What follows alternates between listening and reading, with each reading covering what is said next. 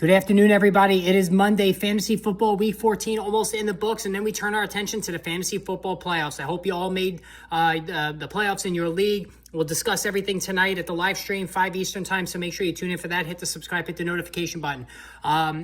With that said, Trevor Lawrence, Jacksonville Jaguars quarterback, the savior, the can't-miss quarterback, the guy I gave the highest quarterback grade to since Andrew Luck, has finally arrived. Yes, folks, it was certainly a rocky road last season under the Urban Meyer fiasco, and even the earlier stages of this season as well. Over the last 4 games, 9 touchdown passes, no interceptions, 1 rushing touchdown as well. He accounted for 4 scores total yesterday in a demolition of the Tennessee Titans, a very good, solid Tennessee Titans team.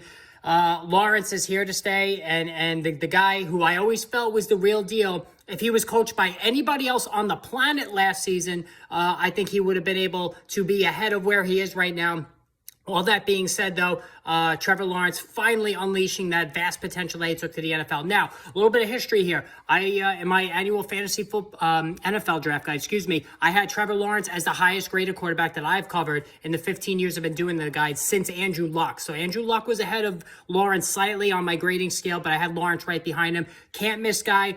100%. Even last season, through all of the fiasco that was the Urban Meyer error, ERROR, I still kept the faith. And now that he's got a competent coach, he's got players around him now, Evan Ingram, Christian Kirk, to go with Zay Jones, and Travis Etienne finally being healthy, we have seen Lawrence finally emerge. Like I said, the last 4 games, he's been unstoppable. For the season, 20 passing touchdowns.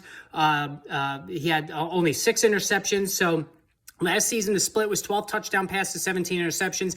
This season so far, 20 touchdowns, 6 interceptions. He's really cutting down the turnovers. Completion percentage, last year, 59.6. Right now, 66.2.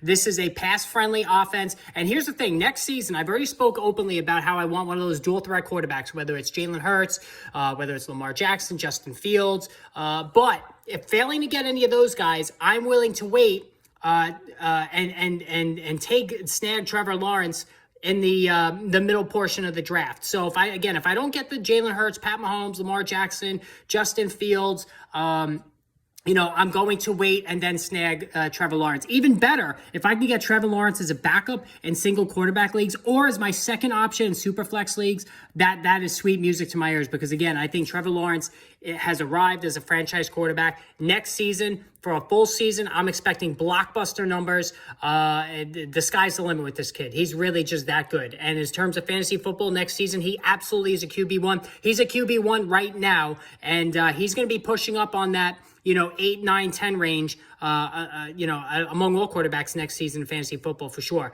That's how high I think he's going to ascend on his climb to be the true star that I thought he was always going to be. All right, hit the subscribe, hit the notification button. More videos on the way.